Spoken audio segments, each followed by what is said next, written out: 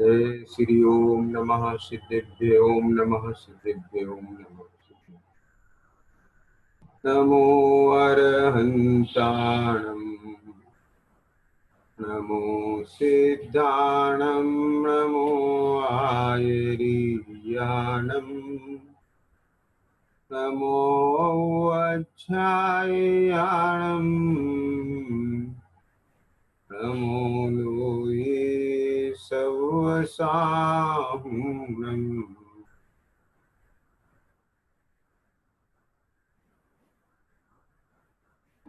नमः समय साराये स्वानुभूत्या चकासते चित्त स्वभावाय भावाय सर्वभावान्तरच्छिदे वन्दित कुशव सिद्धे ध्रुवमचलमणों गनिं पत्ते वोच्चामि समय पाउड नमो सुध केवली भणिदम्।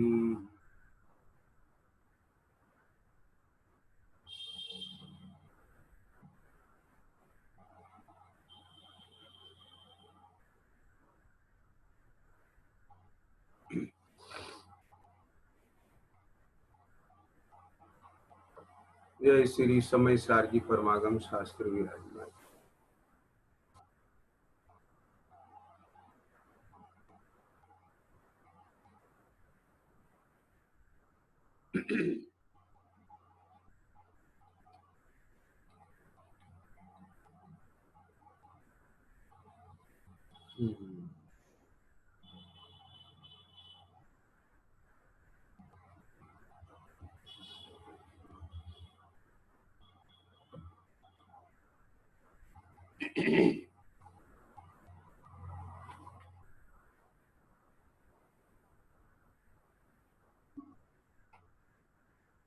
अहो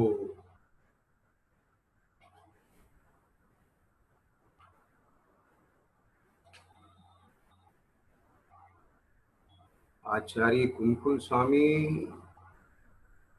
वनवासी दिगंबर स्वामी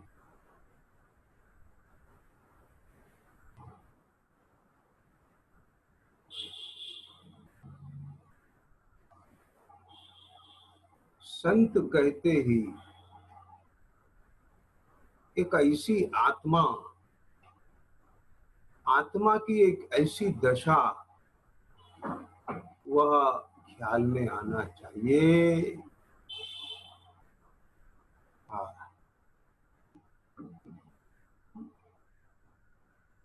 जिस आत्मा के उपयोग में निरंतर बस अप्पा अप्पा अप्पा अप्पा सो परम अप्पा, अपने उस परम तत्व परम स्वभाव उसी की महिमा उसी की विशुद्धता उसी की सन्मुखता उसी में रमणता।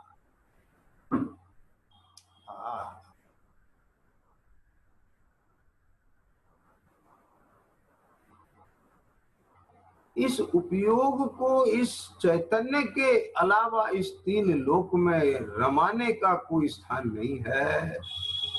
जैसे जहाज के पंछी को जहाज के सिवाय उस समुद्र में कोई ठोर नहीं है, ऐसे ही जिनके उपयोग के लिए कोई ठोर नहीं। यूं तो सारा जगत है, लेकिन उनके उपयोग के लिए कोई ठोर नहीं है। ठोर नहीं है माने वो कहीं लगाने लायक नहीं है। ऐसी श्रद्धा तो चौथे गुण स्थान में ही हो गई, परंतु अब तो परिणति में वो जाति का कोई राग भी नहीं रह गया। कषाय की एक ऐसी दशा, तीन चौकड़ी कषाय के अभाव रूप, बस संजलन कषाय के उदय में बस एक ही बात है, एक ही बात है। हाँ, हल में आया, देखो। बस मैं रहूं आप में, आप जैसे जेठ की भयंकर दोपहरी हो, हाँ, घने वृक्ष की शीतल छाया हो, उस छाया को छोड़ करके अन्यत्र जानते ही झुलसता है शरीर। हाँ, अरे वृक्ष की छाया शीतल, यहाँ तो हाँ, उस शीतलता का घनपिंड है चैतन्य। हाँ, क्यों? यह जो भव का आताप है, ये बाहर की गर्मी, यह तो उद्गल की पर्याय है। उद्गल की स्पर्श गुण की उष्ण पर्याय उद्गल के स्पर्श गुण से तादात्म्य है, और उसे उष्णता रूप जानने वाली जो ज्ञान की ज्ञप्ति क्रिया है, वो ज्ञान से तादात्म्य है। ज्ञान ज्ञान में है और उष्ण पर्याय उद्गल में है। उष्ण पर्याय का ज्ञान आकुलता रूप नहीं है। समझ में आ गया? प्रभु, मैं इस गर्मी को भोगने वाला हूँ, ऐसी मिथ्या बुद्धि और उसमें अनिष्कल्पना, ये जो कषाय रूप गर्मी है, ये आत्मा को जलाती है। वह स्पर्श गुण की गर्म पर्याय आत्मा को च्युति दी। समझ में आए? ऐसी जिनके अंतर में, ओहो, ऐसी जिनके अंतर में भेद ज्ञान की धारा वर्तती है। हाँ,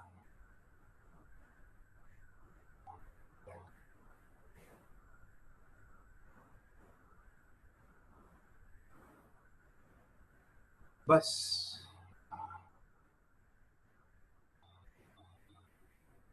यही रहना अच्छा लगता है।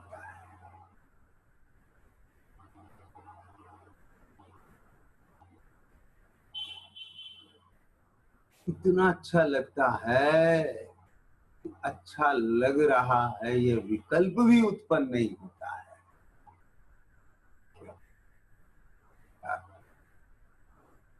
तत्संबंधी विकल्प में भी चेतना वहां से च्युत होकर के विकल्प में जाए, इतना भी जिसे स्वीकार नहीं है, तो समझ लो वह आनंद परमानंद के साथ।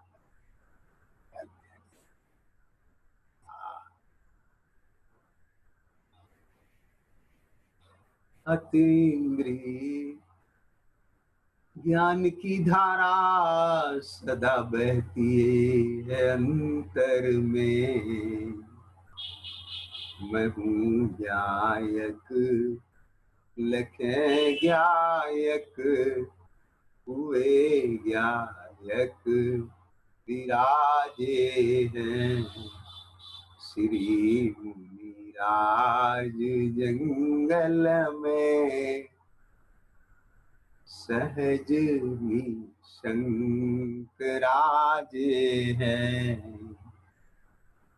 समाधि धर्म युत परिणति सहित वे तो विराजे हैं।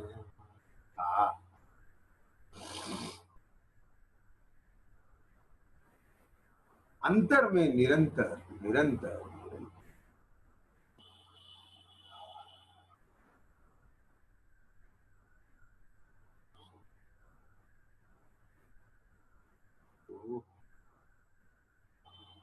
ओ,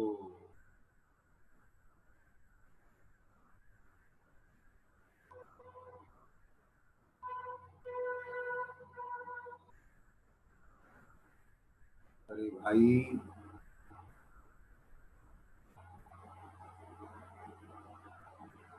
जैसे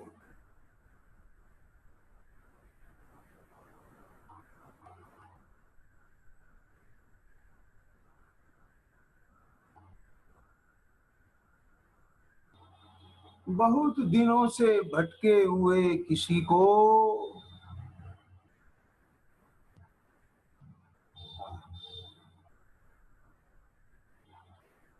अपना कोई आत्मीय जन मिले, माता मिल जाए, पिता मिल जाए, भाई मिल जाए, उसको देखते ही जैसे निदान मिल गया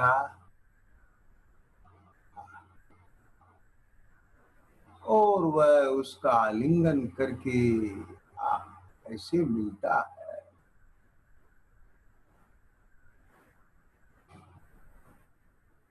उस काल में अपनी वर्तमान दशा, नहाया नहीं है, कपड़े फटे हैं, मैले हैं, नहीं दिखाई दी।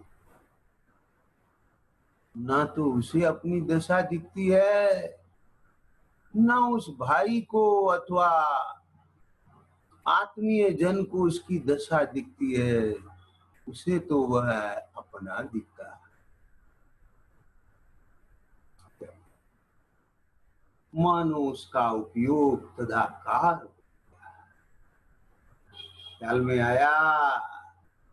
जब भीतर में उपयोग की ऐसी परिणति होती है, उपयोग तद्रूप परिणमित हो जाता है, पूर्ण रूप से उसे कोई भी संयोग और संयोगी भाव दिखते नहीं, अपनी बंध पर्याय दिखती नहीं, एकमात्र अपना चिद्भाव चैतन्य भाव ही नजर आता है। कैसे आता है? स्वरूप नजर आता है। तब परिणति परिणाम अपने उस त्रिकाली ध्रुव ज्ञायक से अभेद हो करके अपने स्वरूप का अनुभव करता है। वह दिगंबर संत, उन्हें अपनी नग्न दिगंबर दशा नहीं नजर आती, उन्हें मुनि दशा नजर नहीं आती, उन्हें तो अपना चैतन्य भाव नजर आता है। ख्याल में आ गया?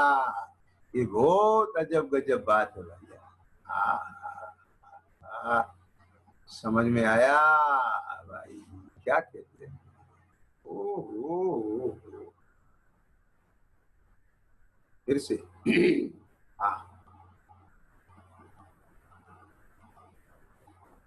वह दिगंबर संत हैं, नग्न दिगंबर हैं, ऐसा मैं मुनि हूं।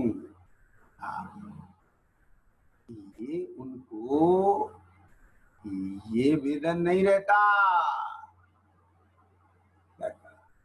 समझ आया? जैसे भैया, अरे प्रभु, जैसे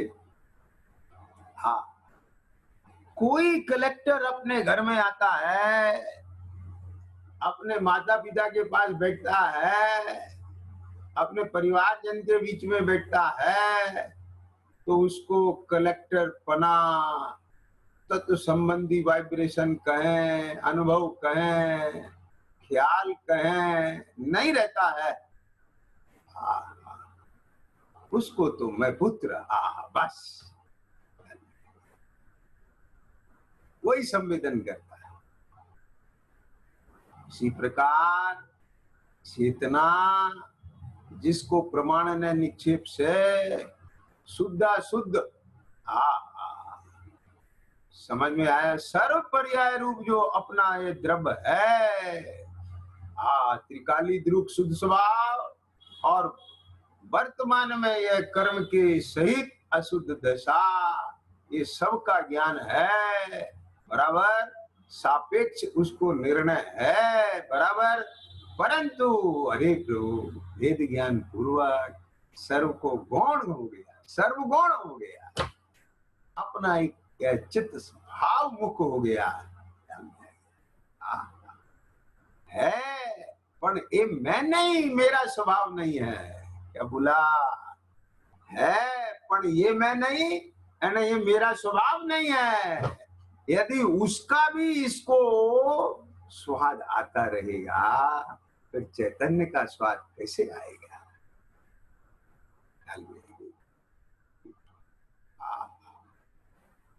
पर्याय में बैठ के द्रव का अनुभव नहीं होता। यानी ये मैं हूं तो मनुष्य, क्या कहा? मैं हूं तो मनुष्य, हाँ हूं तो अज्ञानी, हूं तो मिथ्यादृष्टि, क्या कहा? पर मुझे आत्मा का अनुभव करना है। तो ऐसे कैसे? आत्मा का अनुभव आत्मा को होता है, अनात्मा को नहीं होता। क्या बोला? समझ आया? अपनी पीड़ा अपने ही समझते हैं, पराये नहीं समझते भाई। लेकिन पराये भी जब आत्मीयता से सन्मुख होते हैं तो उनको भी पीड़ा अनुभव में आती है। इसको कहते हैं संवेदनशीलता। आज मनुष्य की संवेदनशीलता सूखती जा रही है। पहले वो गांव का, शहर का कोई व्यक्ति, अरे एक मानव मात्र, प्राणी मात्र दुखी हो, उसके भी दुख का संवेदन भाव अपने भीतर में अनुभव होता। कैसे तड़पता, अरे कैसे लगता, कैसे उस पर बीत रही। परंतु क्या कहें, अभी संवेदनशीलता ऐसी जगह लग गई, विषय कषाय में इतनी लग गई, जीवों के प्रति, उनके भावों के प्रति, अपने ही प्रति कोई संवेदनता। समझ में आया?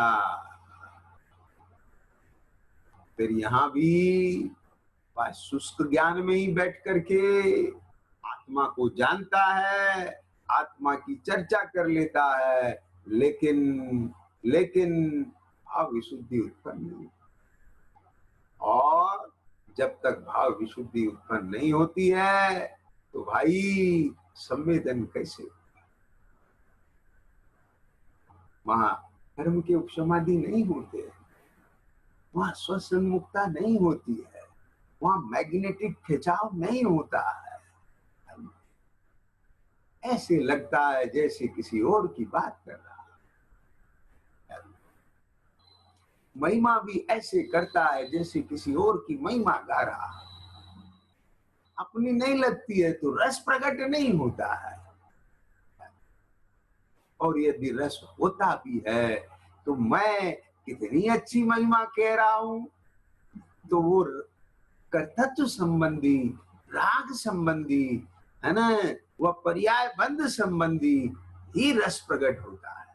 मैं ऐसा सुनाने वाला, मैं ऐसा सुनने वाला, मैं ऐसा विचारने वाला, मेरा ऐसा निर्णय, इस संबंधी तो रस होता है।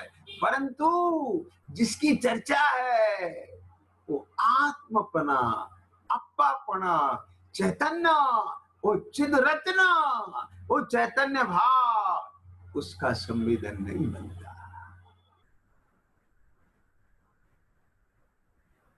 तो यही वेद ज्ञान कर, विचार कर, क्या कहते, चित्त शक्ति वही तेरा सर्वस्व है। चित्त शक्ति से शून्य ये जितने भी भाव हैं सब उद्गल जन है।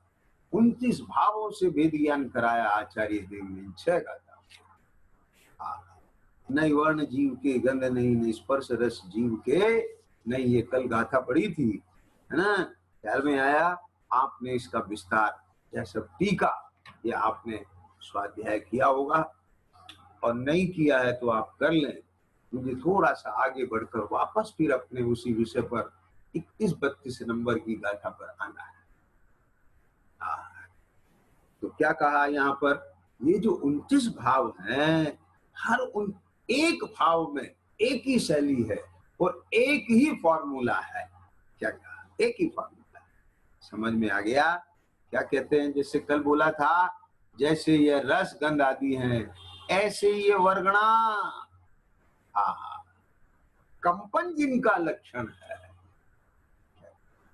ये योग स्थान काय वर्गणा, वचन वर्गणा, मनोवर्गणा, कंपन, कंपन, हलन चलन, योग जिसके निमित्त से कर्मों का आश्रय होता है, जिनका लक्षण है कंपन, जिनका लक्षण है, ऐसे जो योग स्थान वे सर्व ही जीव के नहीं है, क्योंकि वह पुद्गल द्रव के परिणाम में होने से अनुभूति से भिन्न, बस वे सर्व ही पुद्गल द्रव के परिणाम में होने से, अब ये लाइन सब में कोमा न भैया, वे सर्व ही पुद्गल द्रव के परिणाम में होने से अनुभूति से भिन्न है, अनुभूति से भिन्न है, अनुभूति से भिन्न है, ये सब जगह आएगा।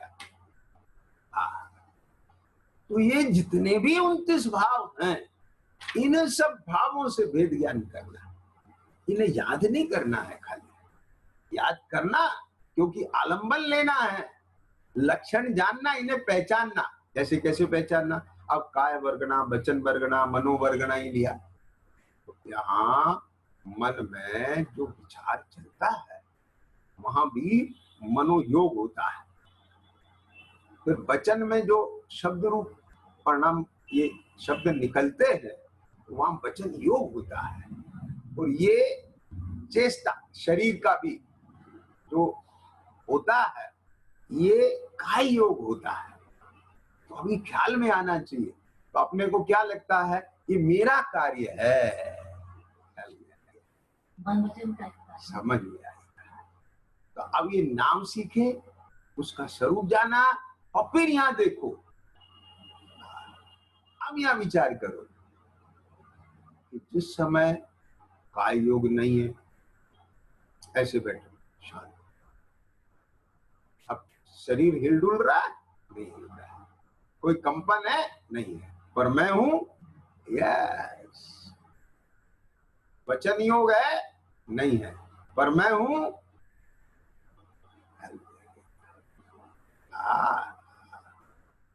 इस प्रकार मनोयोग, अभी मनोयोग रहेगा क्योंकि चल रहा है, चिंतवन चल रहा है, परंतु चिंतवन भी छूट करके जब चैतन्य की भासना रूप रह जाता है उपयोग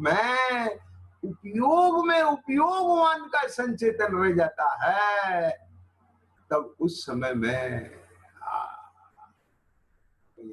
पकड़ में आई बात। क्या कहते हैं? ओ फिर से इस प्रकार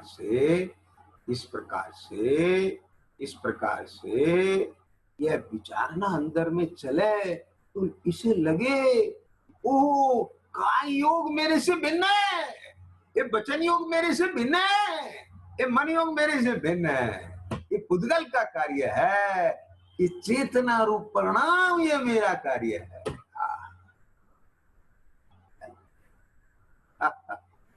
और इस प्रकार से वेद ज्ञान करते करते जब अंतर में अपना एक चैतन्य से अभेदता होती है, तब वो जो अनुभूति होती है, अब देख, अब फिर जब सविकल्प दशा आए, अब फिर मिला उस अनुभूति से, यह सब भिन्न है कि नहीं है?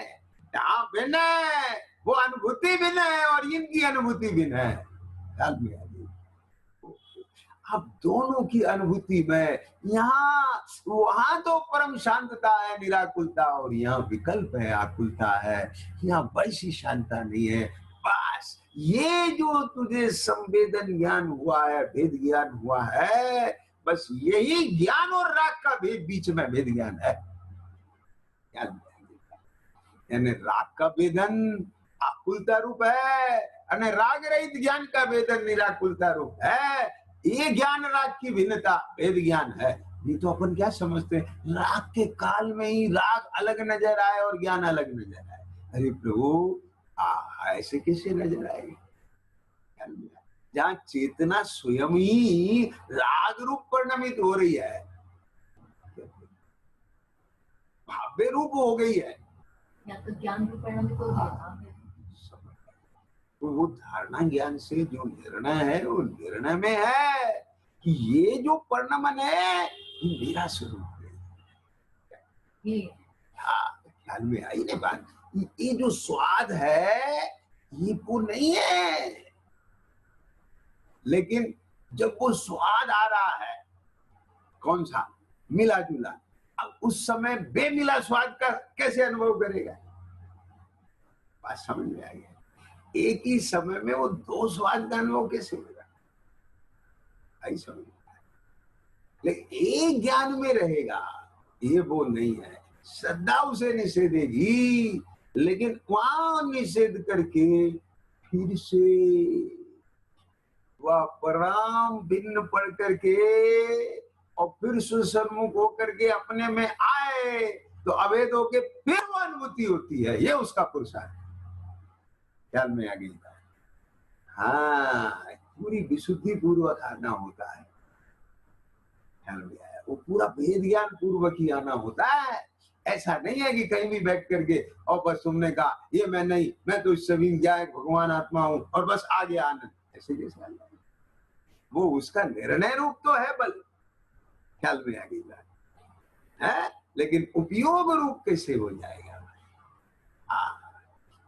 वेदन अनुभवन तो वह उपयोग रूप में भिन्न पढ़ते पढ़ते विशुद्धता बढ़ते बढ़ते जब वहां पर उपसम भाव हो तब वो उपसम रूप जो एक एक परिणाम चल रहा है उसका संवेदन होते होते होते होते वो कहीं रुकता नहीं है।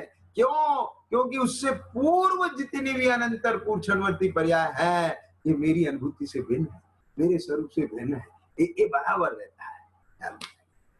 यहाँ तक मिलावट है। ये है 29 भावों से वेद ज्ञान। ख्याल में आ गया? अब देखिए, अब आगे चलते हैं। हाँ, थोड़ा सा हिंट कर दिया है। अब इसके बाद ये जो अपन 55 नंबर तक की गाथा आई है, 50 से 55 नंबर की, इसके बाद फिर कलश लिया अमृतचंद स्वामी कि जो वर्णादिक अथवा राग मोहादिक भाव कहे, जो वर्णादिक अथवा राग मोहादिक भाव कहे वे सभी इस पुरुष से भिन्न है। वाह, ऐसा मैं पुरुष आत्मा, और उस पुरुष को जो साधे वह पुरुषार्थ है। क्या कहा? एक पुरुष को जो साधे वह पुरुषार्थ है। आई बात समझ में? पुरुषार्थ सिद्धि उपाय नाम का ग्रंथ है। पुरुषार्थ की चर्चा हर जगह आई है भाई। पुरुषार्थ से ही मोक्ष की प्राप्ति। तो पुरुषार्थ कैसा पुरुषार्थ? वो पुरुषार्थ कैसा समझ में आया? भैया क्या कहते हैं? वह पुरुषार्थ कैसा होना चाहिए? वह पुरुषार्थ कैसा होता है? वह पुरुषार्थ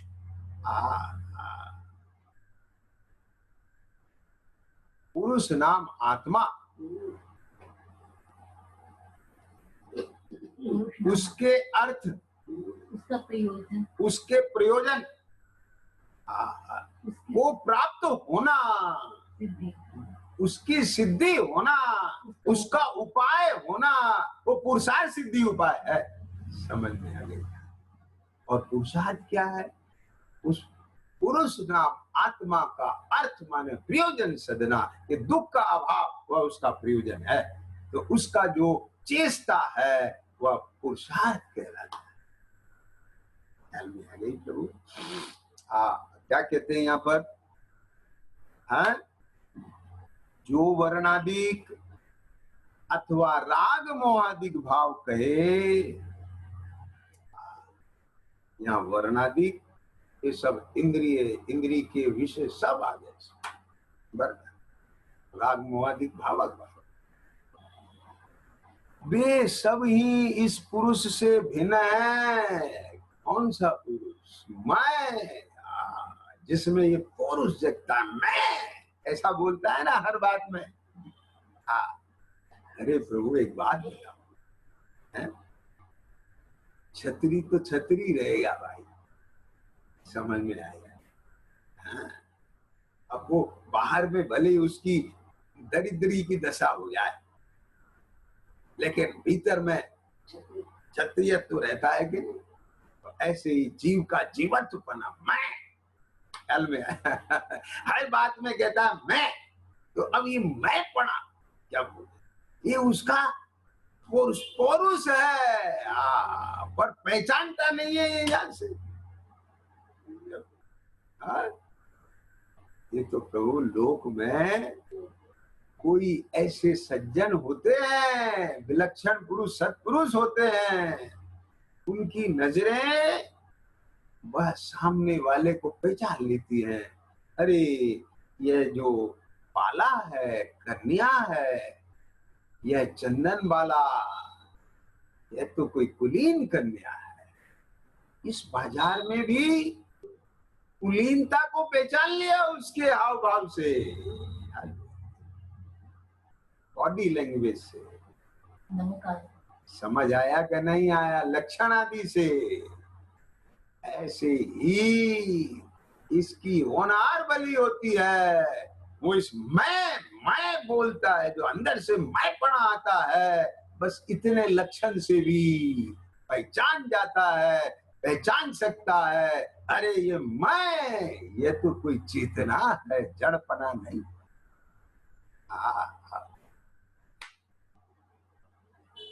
तो अब वहां कुलीन कन्या है, ऐसा ख्याल में आते ही छोड़ देता है सेठ, ये वहां से ओहो उसको निकाल करके घर ला करके यथा योग्य उसको स्थान देता है। ऐसे ही है चेतना, अपने उस चित भाव को पहचान करके उसको यदि आदर नहीं दे और जड़ को आदर दे, तो वह चेतना भी निरादर को प्राप्त होती है, दुख को प्राप्त होती है। समझ आया? और जो चेतना केवल उस चैतन्य लक्षण से, जिसका बाहर में व्यक्ति रूप वर्णमन केवल दर्शन ज्ञान रूप, क्या कहा, चैतन्य की शक्ति की व्यक्ति तो मां दर्शन ज्ञान रूप है। यह जितनी भी पर्याय है यह सब पुद्गलमय है। अरे प्रभु, यदि यहाँ दर्शन ज्ञान की यह व्यक्ति नहीं होती तो फिर इन पर्याय रूप भी मैं मेरे को कैसे देखता जानता? कभी ऐसा भाव नहीं आता तुझे? अरे इनको गिनने वाला कोई यहाँ 10वां नहीं होता तो फिर इन 9 को भी कौन गिना? किन्ने गिना इन 9 को? पर एक भाव बुद्धि में नहीं आया, इसलिए रोता है अपने को भूल भूल करके। 10वां तो डूब गया, मुझे मेरा अनुभव नहीं हो रहा। 10वां तो डूब गया, 10वें को कहां से ला? ऐसे ये रोता है, आत्मा को कहां से, आत्मा को कहां ढूंढे, आत्मा को कहां देखे, मुझे आत्मा नहीं मिल रही है, वही आत्मा का अनुभव नहीं हो रहा है। अरे प्रभु, रोने वाला ही आत्मा है। ख्याल में आ गई बात? मैं कैसे आत्मा हो सकता हूँ? आत्मा तो बहुत गजब होता है।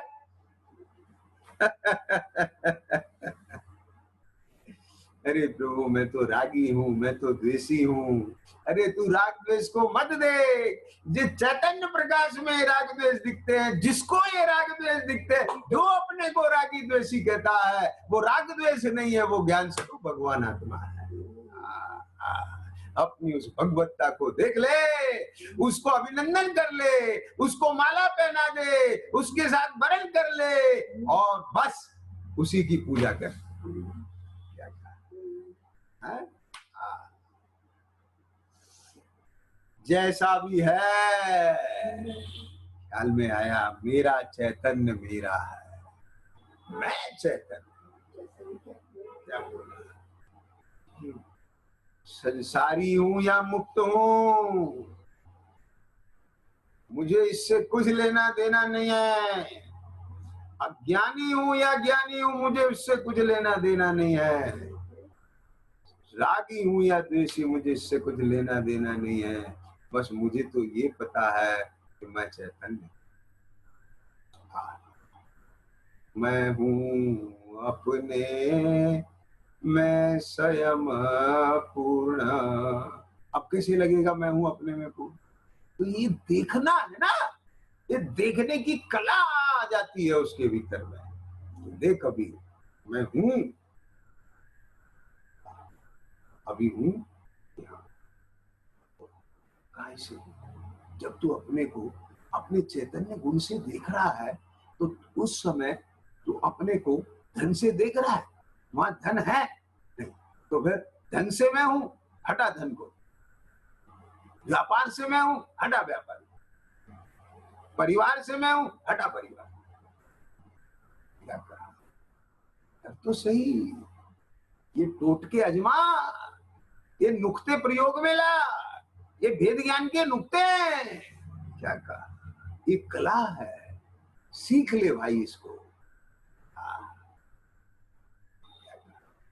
देख भिन्न देख, जिन जिन दशाओं को, ये जो क्षेत्र रूप का किस का जो सामूहिक कार्य है, वो कार्य तेरे ज्ञान का ये बनता रहा और तूने उसे अपने रूप, अपने को उसका कर्ता रूप, भोक्ता रूप, आहा, इस स्वामी रूप, आहा, इन सब रूप अपने को मानने की जो तेने कल्पना की है, बुद्धि की है, मान्यता की है, बस वो झूठे विकल्प किए। और कहें ये विकल्प भी होते रहे हैं कर्म के साथ मिलकर के। बस आत्मा ज्ञानम स्वयं ज्ञानम, बस तूने तो उनका अपने रूप ज्ञान किया, बस यही है विकल्प किया।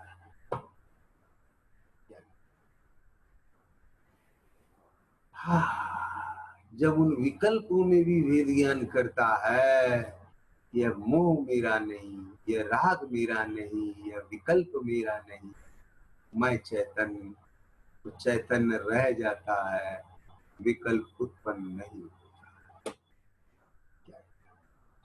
चैतन्य में से चैतन्यता ही प्रगति है, मोह में से मोह उपजता है और चेतना में से चेतना। अब पकड़ पा रहे हैं बात? हाँ। जो वर्णाधिक अथवा राग मोहाधिक भाव कहे, वे सभी इस पुरुष से भिन्न है। इसलिए ये तो परमार्थ है, वस्तु स्वरूप है, भिन्न है इसलिए। क्या कहा? समझ आया ना? ये वितरागी परमात्मा है इसलिए। रानी चेलना ने कितनी कॉन्फिडेंस से कहा कि हे राजन, यदि वे मेरे दिगंबर मुनिराज होंगे, वे मेरे गुरु होंगे, तो वे अभी भी उसी स्थिति में बैठे होंगे। इसलिए तुम जाओ और देखो, उपसर्ग दूर करो। अरे चेलना कैसी बात करती हो, 3 दिन बीत गए, वो तो चला गया। नहीं महाराज, बोले अगर नहीं गया होगा तो मैं आज से उसे अपना गुरु बना लूंगा। क्या ताकत है चेलना के पास? क्यों कि दिगंबर मुनि का स्वरूप उसके ज्ञान में टंकोत्कीर्ण है। ऐसे ही धर्मी जीव को, सम्यक दृष्टि जीव को यह टंकोत्कीर्ण ज्ञायक भाव उसकी श्रद्धा में टंकोत्कीर्ण हो जाता है। देखो क्या कहते हैं, यह वर्णादि अथवा राग मोहादि भाव वह सब मेरे से भिन्न है। क्यों? क्योंकि मैंने उनसे भिन्न अपनी चेतना से अभिन्न अनुभूति ली है। जब भिन्न नहीं होते तो भिन्न पढ़ के अपने से अभिन्न होके अपनी अभिन्न अनुभूति कैसे लेता? भिन्न है इसलिए हुई है। चेतना से रहित मेरा अस्तित्व नहीं, लेकिन वर्णादि भावों से रहित मेरा अस्तित्व है। चेतना से रहित मेरा स्वभाव नहीं, लेकिन वर्णादि से रहित मेरा स्वभाव है। समझ आया? इसलिए चेलना ने कह दिया चलो समझ आया कि नहीं? और वही हुआ, जाते देखा यशोधर मुनिराज तो उसी ध्यान मुद्रा में है, सर्प गले में पड़ा है, चींटियों ने पूरे शरीर को खा डाला। श्रेणी की आंखें फटी रह गई। बोलो, सारा भ्रम मिट गया, सम्यक दर्शन हो गया, वही गुरु चरणों में लेट गया। धन्य आपकी दीक्षा। अश्रुधारा बहने लगी, प्रायश्चित बोध हो गया तमाम। क्या बात है। जो वर्णादि अथवा राग मोआदि भाव कहे, वे सभी इस पुरुष से भिन्न है, इसलिए अंतर्दृष्टि से देखने वालों को संयोग दृष्टि से देखेगा, मन पर्याय से देखेगा, बहिर्दृष्टि से देखेगा तो नहीं। क्या बात है, क्या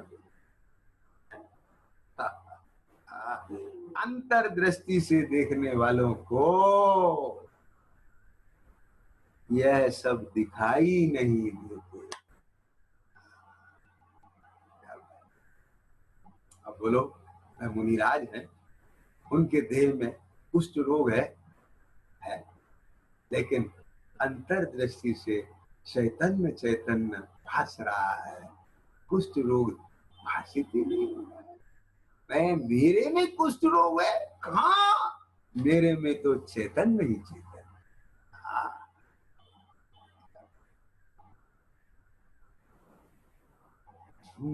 चेतन का संचेतन करते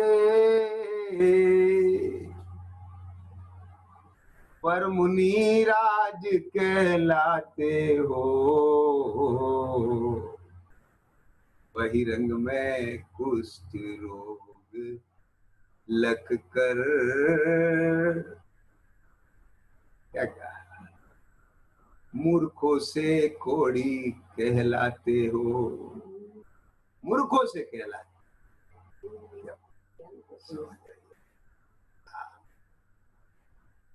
और आप क्या करते हो,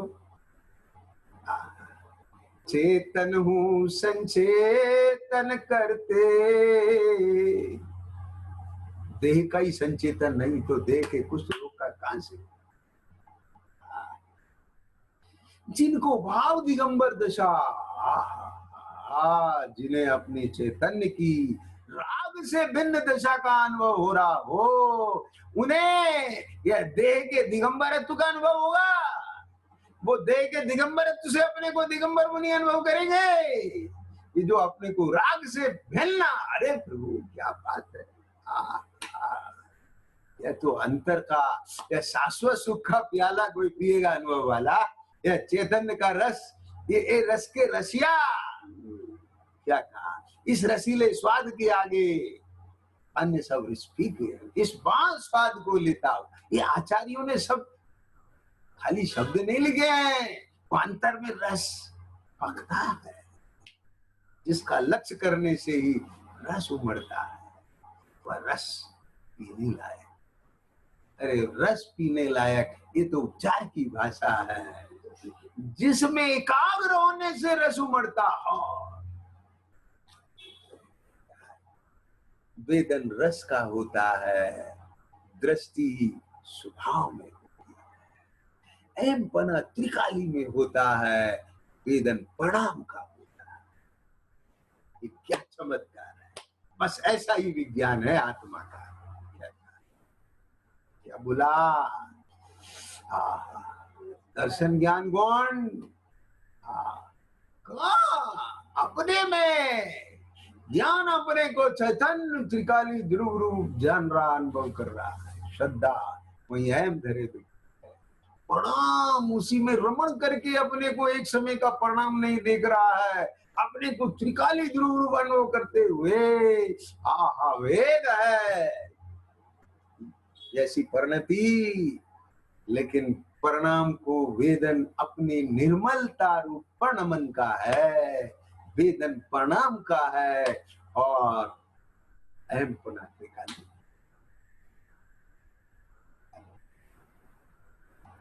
यह सब दिखाई नहीं देता। परिणाम को परिणाम नहीं दिखता, परिणाम ही दिखता है। क्या बात है। और परिणाम को एक समय की पर्याय रूप अपना नहीं दिखता है, त्रिकाली ध्रुवता दिखती है।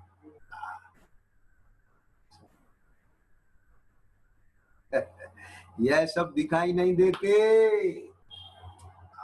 मात्र एक सर्वोपरि तत्व ही दिखाई देता है, मात्र एक। मात्र एक सर्वोपरि तत्व। कौन सा तत्व? चैतन्य। अब ऐसी ऐसे घुस जाए, क्या हुआ? कुछ होता है?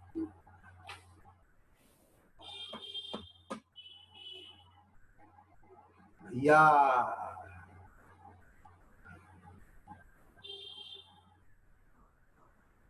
झूठे मुंह से भगवान के मंदिर में नहीं जाएगा।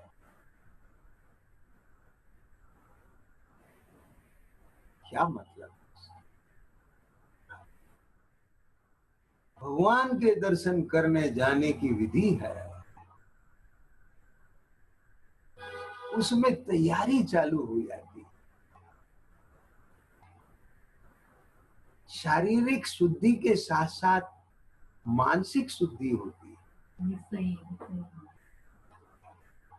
जब चिंतु तब सहज फल, चिंतवन किया, भगवान का दर्शन कर तो विशुद्धि हुई, भगवान याद आए, अर्थात संसार शरीर भोग स्मृत।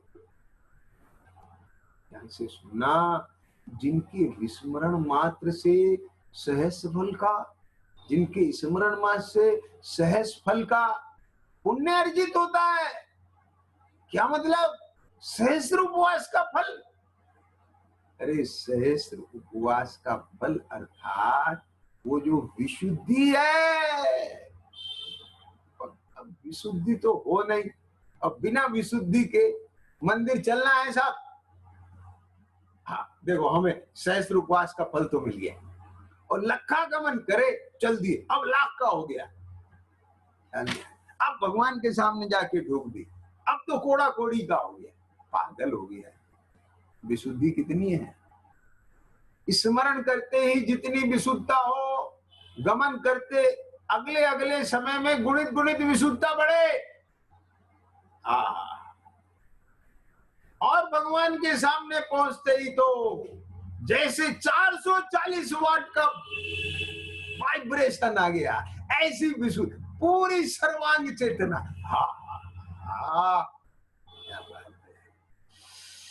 क्या स्थिति होती है, तो वचनातीत है ये बातें। क्या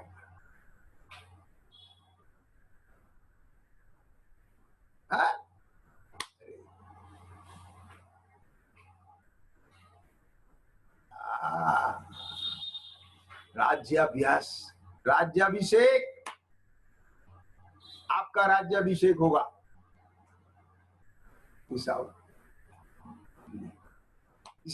आपको मंत्री का टिकट मिल गया, मजा आ गया, समझ गई? टिकट मिल गया, टिकट मिलते ही आप प्रचार प्रसार में कितना रस पैदा हो रहा है। रैली में भीड़ उमड़ रही है, वाह क्या बात है। बोलने भी, अब क्या बात है। चुनाव के नतीजे आ रहे हैं, फेवर में बढ़ता जा रहा है, अब क्या बात है। डिक्लेरेशन हो गया, अब क्या बात है। अब मंत्री पद की शपथ मिल रही है, अब क्या बात है। अब मंत्री लगा के संबोधन हो गया, अब क्या बात है। बस ख्याल में आई बात। कुछ फर्क समझ में आता कि नहीं आता? बोलो। है, सगाई हो गई, एंगेजमेंट हो गई, रिश्ता तय हो गया, अब क्या बात है। अब उसका स्मरण कर कर करके भीतर में कुछ होता है, बढ़ता है, दिन नजदीक आते जाते हैं। अब क्या बात है, वही दिन आ गया, अब क्या बात है। वरमाला लिए खड़े हैं, अब क्या बात है। नजदीक आते जा रहे हैं, अब क्या बात है। माला पिन गई, अब क्या बात है। समझ में आया? सारा जगत एक क्षण के लिए थम गया। बस ये जो भीतर की विशुद्धता में तमाम अशुद्धता गायब हो जाती है, विकार मिट जाता है। ख्याल में आया? देखो, वो फल वो है, जब चिंतु तब सहज फल है। ऐसे ही जिस जीव को ऐसा विचार आता है मैं कौन हूं, तो वो विचार भी एक विशुद्धि है।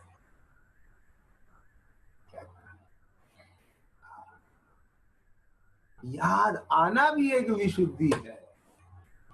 कि वहां फंसा पड़ा था जहां याद भी नहीं आ रही थी, तो अब याद आई है, कम से कम वहां से टूट पड़ी है, तब याद आई। ये मिला के चलो, नास्ति पूर्वक अस्ति यानी अस्ति पूर्वक नास्ति, वही काम कार्यकारी है। अकेला शुष्क ज्ञान काम नहीं करेगा, एक ज्ञान के साथ विशुद्धता बढ़ना चाहिए, तभी वो ज्ञान ज्ञान है। उसके साथ अविनाभावी है विशुद्धता है?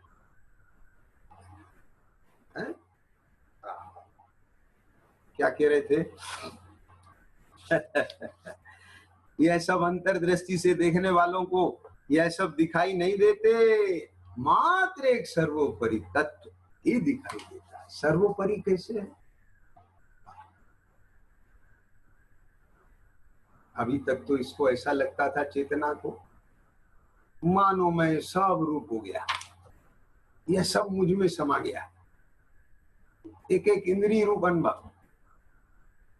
तो बहुत बड़ा नेटवर्क है। आप कभी शांति से बैठ करके निरीक्षण करना, अवलोकन करना अपने भीतर, और जब ये सारे केले की थंब की तरह से निकाल निकाल के फेंकोगे तो कुछ नहीं मिलेगा।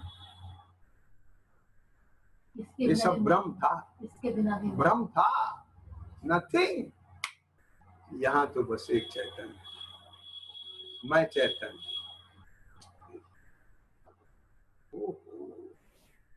इसका इतना बोझा, अब वो बोझा उतरेगा तो हल्का बनाएगा कि नहीं आएगा? बता, भ्रम से कितना बड़ा बोझा हो जाता है, और विकल्पों से कितने बड़ी का वजन आ जाता है। एक ही विकल्प, बस बार बार वही वही,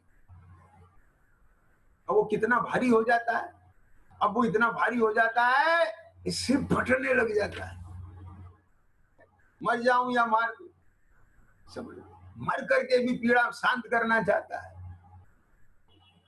अरे प्रभु, कहाँ तुम इस भंवर में डूब रहे हो? भंवर शांत करो अपनी। अहम को खल शुद्धो विचार। लेकिन विचार कौन करेगा? जिसके ज्ञान में होगा, जिसने आगम का सेवन किया होगा, युक्ति का आलम्बन लिया होगा, बैठ करके एकांत में इसका निर्णय किया होगा, और वेद ज्ञान पूर्वक उसकी अनुभूति ली होगी, उसकी प्रतीति बनी हुई होगी, तब तो उसे स्मरण आते ही उसका ख्याल आएगा, और ख्याल आते भिन्न पड़ेगा, भिन्न पड़ते ही भेद ज्ञान चालू होगा, और भेद ज्ञान के साथ विशुद्धता बढ़ेगी, और फिर वह अपने में आकर के समा जाएगा, और भंवर शांत हो जाएगा, जहाज निकल जाएगा। ज्ञान मात्र से बंध का निरोध सिद्ध हो गया। समझ में आया? एक चैतन्य, बस चैतन्य, मैं एक चैतन्य, मात्र सर्वोपरि तत्व ही दिखाई देता है। केवल एक चैतन्य भाव स्वरूप, केवल एक चैतन्य भाव स्वरूप, चैतन्य भाव स्वरूप, बस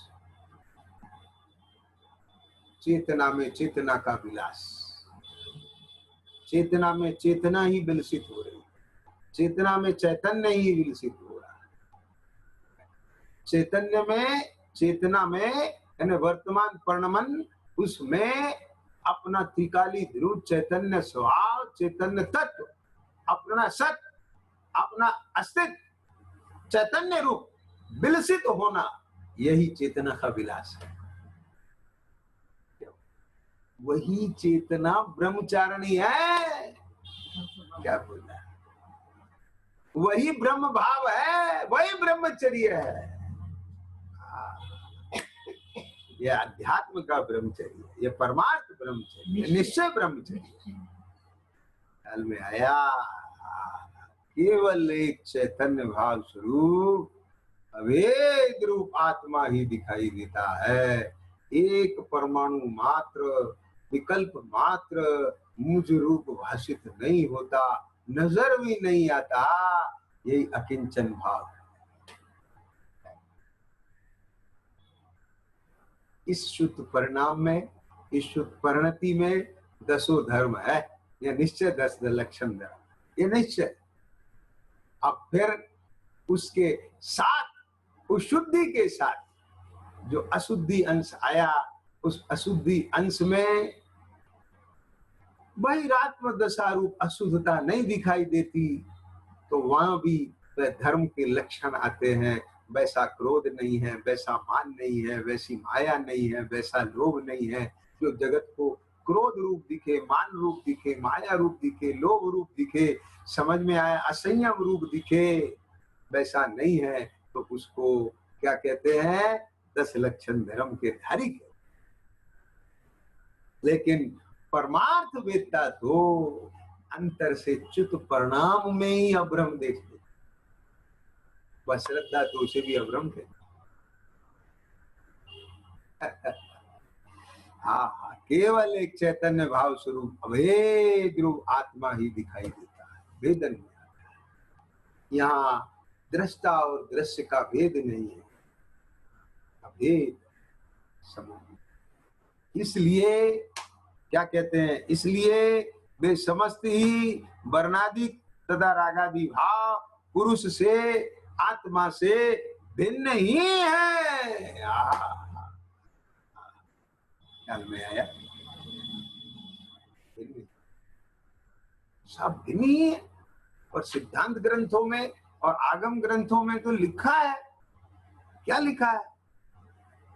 एक इंद्रिय जीव, 2 इंद्रिय जीव। और तीर्थंकरों के भी लिखा है 2 हरियल 2 सामले। समझ आया? ये समचतुर संस्थान वाला, वज वसव नाराज सहनन वाला, ये सब लिखा है। ये गुण स्थान वाला सब लिखा है। तो फिर ये कैसे लिखा है? भैया ये व्यवहार न से जीव के हैं। ऐसा 56 नंबर की गाथा में क्या कहा कि ये सब कथन व्यवहार न से है, निश्चय न के मत में उनमें से कोई भी जीव के नहीं। तो क्या जिनमत में भी 2 मत है? कि जिनमत में 2 मत नहीं है। तो 2 विजन है, जहां बंद पर्याय के कर्म के साथ मिला करके देखा जाता है, सहित देखा जाता है। वो देखने वाला न, वो व्यवहार न कहलाता है। और जहां उससे भिन्न स्वभाव के नजर से देखा जाता है, वहां निश्चय न कहलाया।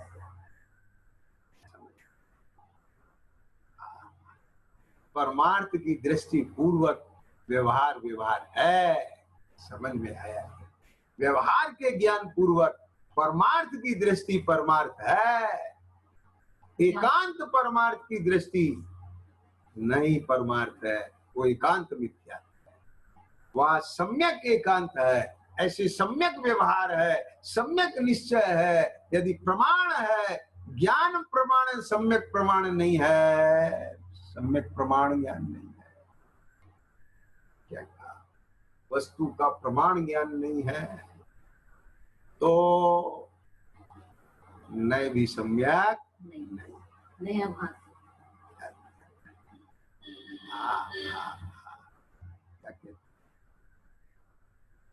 तो प्रभु ये सब वर्णादि भाव जीव के हैं कि हाँ जीव के हैं, तो फिर निश्चय से क्यों नहीं है? ऐसा प्रश्न उठाया। तो 57 नंबर की गाथा में आचार्य देव ने जवाब दिया क्या जवाब दिया? ए देही है संबंधो जहेव क्षीरोदयम मुने दवो नाय होंति तस्सनाताणी तू उग गुणाधिगो जम्हा। फिर वहीं ले आएगा। क्या कहते हैं? उपयोग गुण से अधिक है। इन भाव से संबंध जीव का क्षीर जलवत जानना। जैसे दूध और पानी मिलके एक हो गए, लेकिन पानी भिन्न है और दूध भेद ज्ञानी। दूध दूध पी लेता है। कौन पी लेता है दूध? दूध भाई हंस। और पानी पानी छोड़ दे। समझ आ गया? इन भाव से संबंध जीव का क्षीर जलवत जानना। उपयोग गुण से अधिक तिससे भाव कोई न जीव का। इन वर्णादि भावों के साथ जीव का संबंध दूध और पानी के एक चित्रावगार रूप संयोग संबंध जैसा है, ऐसा जानना चाहिए। और वे उस जीव के नहीं है, क्योंकि जीव उनसे उपयोग गुण से अधिक है। अर्थात उपयोग लक्षण द्वारा इन सब भावों से भिन्न ज्ञात होता है। ऐसे परमार्थ का अनुभव करने वाले जो भेद ज्ञानी जीव हैं, जो चैतन्य मात्र का अनुभव करते हैं, उन्होंने ऐसा कहा है, जाना है। इसकी विस्तार से चर्चा कर लेंगे। सहजानंदी शुद्ध स्वरूपी